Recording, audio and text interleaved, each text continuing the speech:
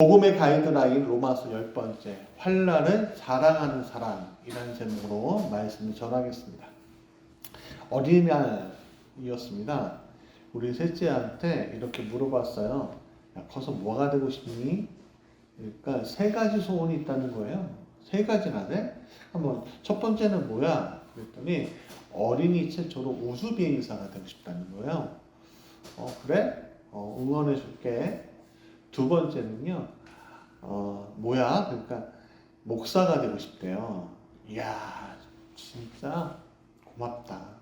그렇게 얘기했어요. 예, 세 번째 소원이 뭐냐? 그랬더니, 집회에 나오는 사람이 되고 싶다는 거예요. 그거 보고서, 이야, 진짜 아빠가 너 응원해줘야 되겠구나. 아빠가 열심히 기도해줄게. 정말 빡세게 기도해야 되겠구나. 너 될 거야. 그래서 응원해줬는데요.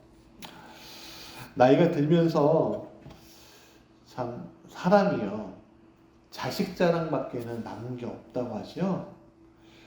어릴 때 우리 아이들이 어릴 때 공부 잘하는 것으로 자랑하고요.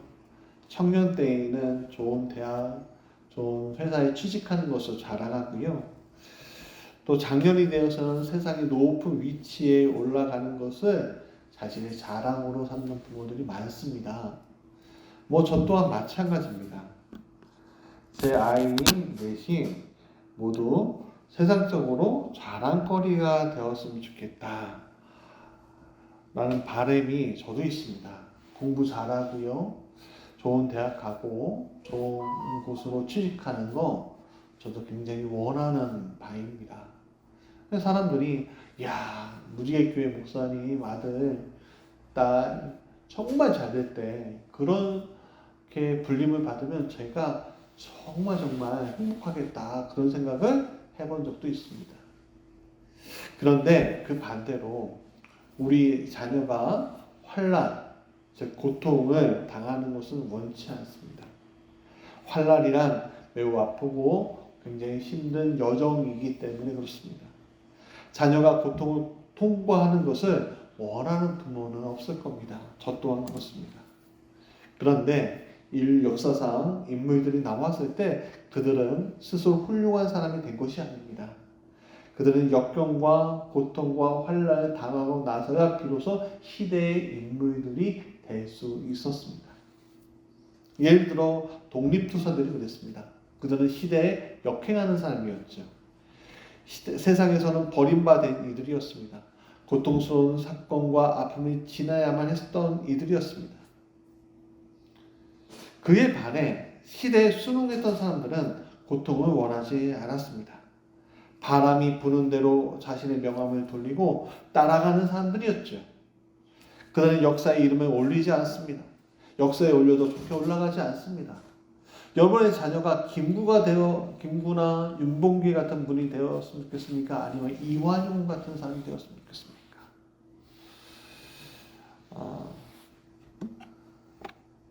우리는 우리의 자녀들이 잘되고 복되기 원하지만 고통당하는 것을 원치는 않습니다. 그러나 시대의 인물들이 되기 위해서는 고통과 아픔, 환난이 필요합니다. 성경은 그것을 자랑하라고 했습니다.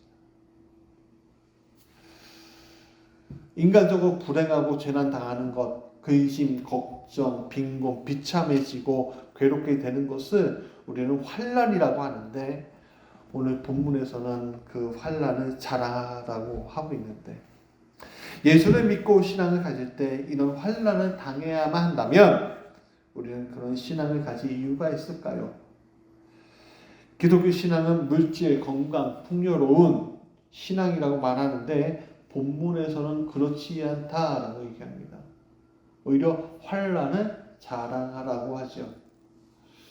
오늘 우리가 왜 환난을 자랑할 수 있는지에 대해서 좀 같이 알아보려고 합니다. 같이 읽어볼까요? 첫 번째, 환난은 인내력을 낳습니다. 곤충이 성장하는 과정들은 참 독특하죠. 사람들이나 짐승들은 태어날 때부터 거의 같은 모습으로 그냥 성장만 해 가는데 곤충들은 완전히 자신의 몸을 바꾸어야만 합니다. 알, 애벌레, 번데기, 성충 이렇게 총 4단계에 거쳐서 완전히 탈바꿈하게 되는데요. 그런데 놀라운 것은 번데기 단계에서 곤충이 이 번데기 안에서는 자신의 몸을 완전히 녹여서 다시 새로운 몸으로 만들어 버린다는 데 있습니다. 그냥 번데기 상태에 있을 때 곤충을 잘라보면요, 액체밖에 없다는 거예요. 몸의 형태가 없는 거예요. 굉장히 징그럽게 여길 수 있었는데, 놀라운 것은 그렇게 번데기 상태를 거쳐야만 진정으로 성충이 될 수 있다는 겁니다. 자, 나비를 예를 들어볼까요? 나비 애벌레 본 적 있으십니까? 다 우리는 애벌레 하면 다 송충이를 생각하잖아요. 하여간 이 징그럽게 여겨질 수 있는 이 곤충이 아름다운 날개를 가진 나비가 될 수 있다는 생각을 해보면 참 신기합니다. 그리고 그 날아다니는 그 곤충을 통해서 야, 아름답다, 멋있다, 예쁘다 우리는 그렇게 얘기하죠. 애벌레 때는 굉장히 징그러워하면서 번데기 때는 되게 이상하게 여기면서 곤충이 되어 날아갈 때는 그렇지 않습니다. 그런데 이 애벌레가 그렇게 나비가 되기 위해서는 굉장한 인내력이 필요합니다. 번데기가 나비가 되기 위해서는요, 적어도 일주일에서 열흘 동안의 시간이 필요하다는 겁니다. 그 인내가 결국 아름다운 나비로 탄생하게 되는 겁니다. 그냥 만약에 그 기간을 채우지 못하면 어떻게 되죠? 그 애벌레는 결단코 나비가 될 수 없습니다. 날아다닐 수 없는 거지. 마음대로 자유로울 수 없는 거지. 사람도 마찬가지입니다. 어린 시절 환난을 경험한 사람들은 커서도 쉽게 좌절하지 않습니다. 고통은 그만큼 사람을 성숙시키기 때문입니다. 우리는 자녀에게 좋은 것을 주지만 매번 좋은 것, 선별된 것만 주어서는 안 됩니다. 좀 거친 것도 먹이고요. 좀 거친 것도 입혀야 합니다. 새우만 주지 마시고 헌옷도 입히시고요. 좀 피자, 여러 가지 가공식품만 주시지 말고 좀 야채 같은 거, 좀 거친 것도 주시고 그러면 좋겠습니다. 의사들은 말합니다. 너무 깨끗한 환경에서 자라면 아기들이 커서 면역력이 떨어져서 알레르기 질환을 가질 수 있다. 그러니까 적당히 어질러도 놓고 깨끗하지 않은 환경도 필요하다. 우리 아기들이 그냥 집에 엉클어 놓고 막 뒹굴고 그런 거에 대해서 너무너무 신경 쓰지 마세요. 그래야죠. 그래야 오히려 더 건강할 수 있다는 거예요.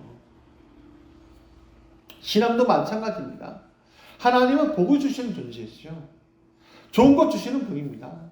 항상 우리는 그것을 위해 기도하죠. 아니, 나쁜 거 달라고 기도하겠습니까? 좋은 거 달라고 기도하죠. 좋은 환경에서 신앙생활하는 것도 필요합니다. 우리는 이런 좋은 환경을 주신 하나님께 감사드릴 수 있습니다. 그러나 하나님께서 우리에게 주시는 복은 구원의 선물이지만 그것만으로 끝나는 것이 아닙니다. 하나님은 우리가 당신의 자랑이 될 수 있게끔 우리를 만드시기 원하십니다. 그게 이신성화입니다. 그래서 하나님 때로는 우리에게 환난을 주실 수 있다는 겁니다. 우리가 두려워하지 않는 것은 우리가 죽을 것 같은데 죽지 않을 수 있다는 믿음을 가져야 한다는 겁니다. 하나님은 나를 좋은 곳으로 이끄실 거야. 이것을 통과하면, 이 불의 시험만 통과하면 하나님은 나를 더 귀한 그릇으로 쓰실 거야 라는 믿음이 필요하다는 것이죠. 애벌레가 번데기가 되는 것은 애벌레로서의 생을 마감하는 겁니다. 그 생을 마감해야 비로소 나비가 될 수 있는 것처럼 오늘 우리 그리스도인들도 애벌레 시절의 그 믿음을 죽고 나서 십자가를 통과하고 나서 나비가 될 준비를 하고 있어야 한다는 것이죠. 예수님의 십자가 고난의 역사가 바로 그것이죠. 예수님은 환난 당하셨고 십자가에서 죽으셨습니다. 그럼도 죽음과 고난이라는 공포가 두려웠을 것입니다. 아버지께서 침묵하시고 성령께서 함께 하시나 움직임이 없으시는 그 시간이 가장 두렵고 힘들어서 겟세마네 동산에서 땀이 피가 되도록 기도하셨습니다. 그분은 잡히시면서 모진 모욕과 십자가의 고난을 당하시고 십자가에서 죽기까지 하지 않으셨습니까? 이런 환난에 인내할 사람이 어디 있습니까? 근데 그분은 인내하셨다는 겁니다. 많은 사람들이 환난 당합니다. 그러나 그들은 그 환난을 이길 방법이 없어요. 헤어나올 방법이 없습니다. 그러나 예수님은 하나님의 아들이시기 때문에 그 환난을 이길 방법이 있는데도 불구하고 그 환난을 통과하셨습니다. 그리고 무덤에 갇히셨죠. 모든 것을 아버지께 맡기고요. 그리고 아버지께서 3일 만에 일으켜 주실 것을 계획하셨고 성령님께서 아들이신 예수님께 다시 생기를 불어 넣어주셨습니다. 그리고 부활의 첫 열매가 되셨고 승천을 하시죠. 여러분, 이것이 바로 믿음입니다. 자, 두 번째, 인내력은 단련된 인격을 낳습니다. 여러분, 아름다운 인격은 단련된 인격은 저절로 이루어지는 것이 아닙니다. 사람들은 태어나면서부터 유전적인 요소들을 가지고 태어납니다. 어떤 사람은 강한 사람이 있고요, 유약한 사람이 있고, 온순한 사람이 있고, 거친 사람들이 있습니다. 유전적인 요소가 분명히 있습니다. 아버지와 어머니를 통해서 나온 그 유전적인 요소들이 분명히 있습니다. 그러나 여러분, 그것이 전부가 아니라는 사실 잊지 마십시오. 아무리 유전적인 요소라도 주어진 환경과 여건이 그것을 바꿀 수 있도록 도와준다는 사실을 잊지 마십시오. 내가 가진 환경들이 아무리 거칠어도 때로는 온순해도 어떤 이들은 그것을 극복하고 넓어지고 안정된 자아를 가지게 되고 어떤 이들은 그것을 극복하지 못한다는 겁니다. 단련된 인격의 사람은 그만큼 인내력을 가지고 모든 것을 부딪히고 이겨온 사람이죠. 그것은 좋은 리더를 만드는 일입니다. 좋은 리더는 성과만 내는 사람이 아닙니다. 같이 하는 사람들을 어우르고 함께하면서 어려움을 같이 극복해 나가는 사람이죠. 성경은 하나님은 한 사람을 세우실 때 그냥 세우지 않으셨습니다. 성경의 인물들은 하나같이 그냥 세워지는 것이 아니었어요. 원시 속에 있던 이들은 모조리 다 광야 속으로 내몰렸습니다. 아브라함은 고향 친척 아비집을 떠나라고 했습니다. 독자 이삭은 우물을 3번이나 뺏겼습니다. 야곱은 삼촌 라반의 집에서 20년을 보내야만 했고 요셉은 이집트 노예로 팔려가 억울하게 감옥에 다녀야만 했습니다. 모세는 태어나면서부터 죽을 위기를 넘겼고 40세에 도망자가 되어야만 했습니다. 다윗도 사울왕에 의해 억울하게 도망자가 되었습니다. 엘리야도 엘리사도 모두가 다 그랬습니다. 예수님조차도 마찬가지였고 제자들조차도 마찬가지였습니다. 여러분, 그러나 그들은 그런 고통과 아픔과 힘겨운 시간 속에서 멈춰지고 깨진 것이 아니라 오히려 단련되었습니다. 하나님께서 쓰실 만한 성품의 사람이 되어 하나님의 증인이 되었고 하나님의 자랑거리가 되었다는 겁니다. 우리가 흔히 잘 이야기하는 링컨의 경우도 마찬가지입니다. 그는 어려서부터 가난했습니다. 돌아가신 어머니에게 받은 성경 하나로 그는 글을 깨쳤고 거하로 자랐긴 했지만 변호사가 되었고 대통령이 되었습니다. 흑인을 노예 해방을 시켰고 결국은 남북전쟁의 소용돌이에서 미국을 하나로 통합시킨 사람이었습니다. 그의 괴로움은 우리가 상상도 못할 괴로움이었겠지만 단련된 다음에는 그는 위대한 인물이 되어서 만방의 하나님의 자랑거리가 되었습니다. 본문에 단련된 인격이라는 헬라어가 있습니다. 도키메라고 합니다. 이것은 이 도키메라는 뜻은 시험을 통과한 입증된 품성을 이야기하고 있습니다. 아, 저 사람은 태어날 때부터가 아니라 저 사람은 저것을 할 수 있는 인품이네. 내가 경험해 봤어. 내가 시험해 봤어. 정말 저 사람은 맡길 만한 사람이야.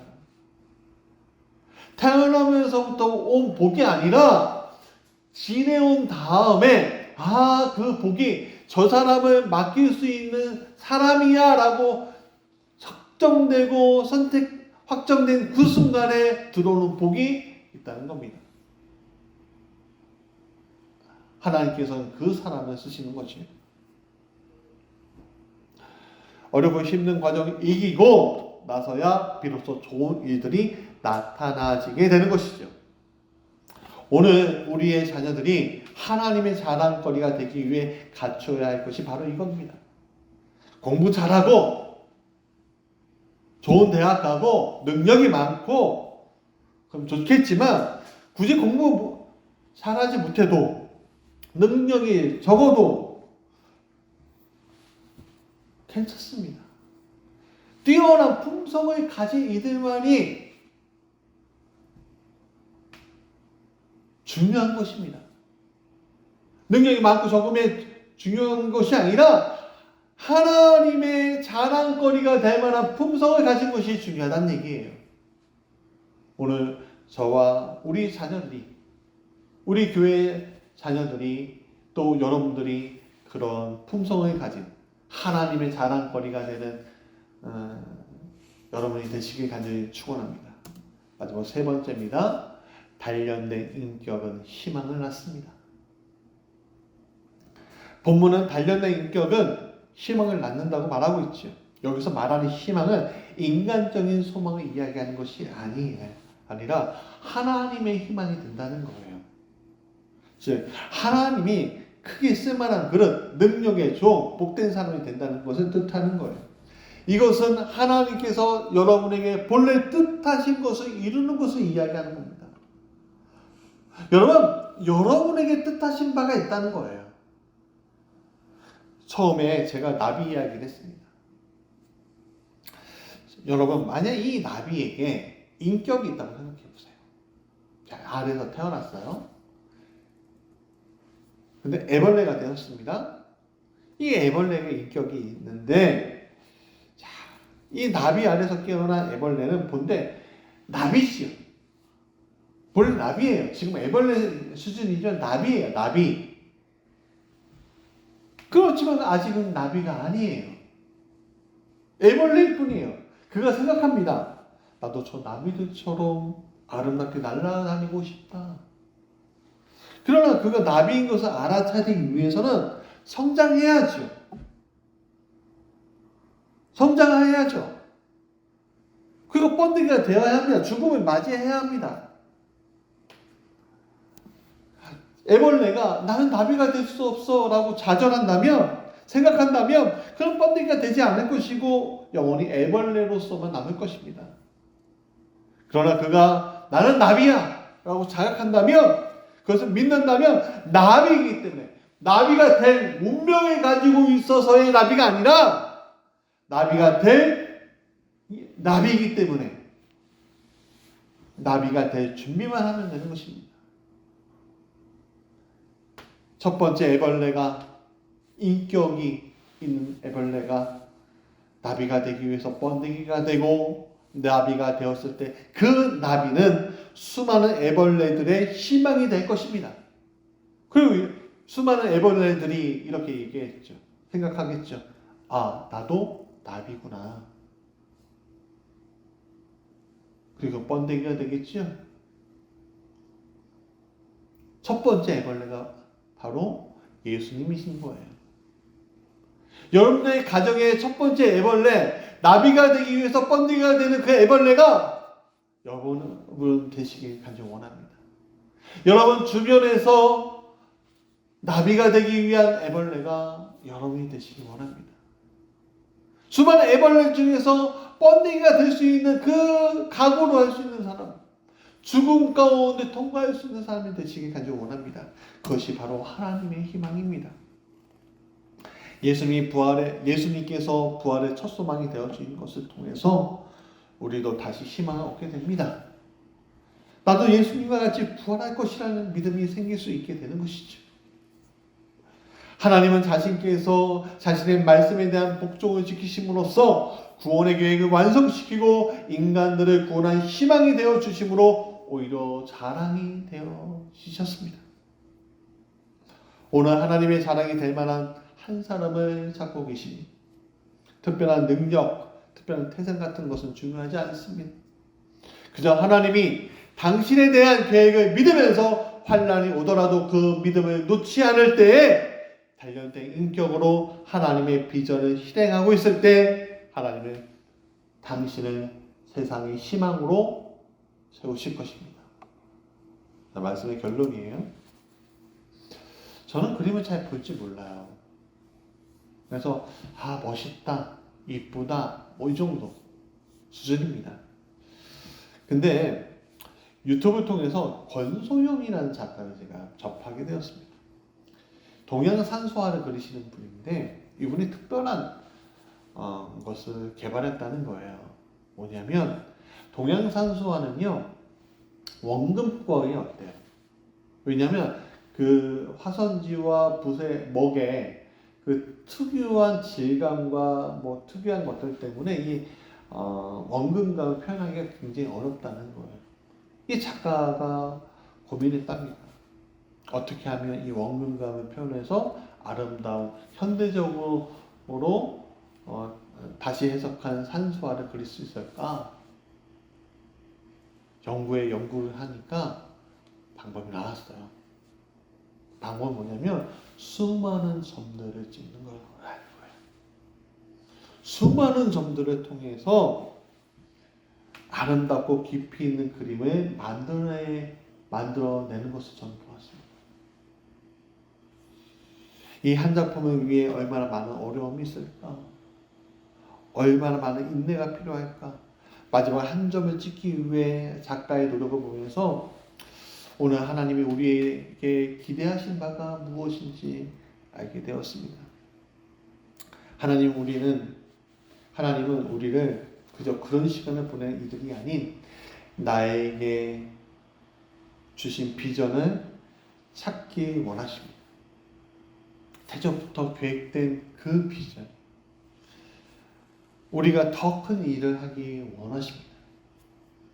주님은 너는 애벌레가 아니야.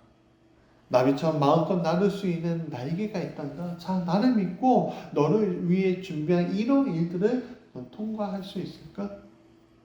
그렇게 질문하신다면 여러분 어떻게 하시겠습니까? 어떻게 하시겠습니까? 내 자랑으로 끝나는 인생이 아니라 하나님을 자랑하는 인생이 우리에게 필요한 자랑입니다. 우리가 구원을 선물로 받은 것은, 믿는 것은 마치 애벌레가 나도 저런 나비가 될 수 있다는 것을 깨닫게 되는 것과 마찬가지입니다.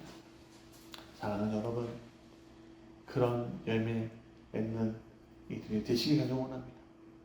나이가 많고 적음, 능력이 많고 적음, 남자 여자 중요하지 않습니다. 하나님은 한 사람을 찾으십니다.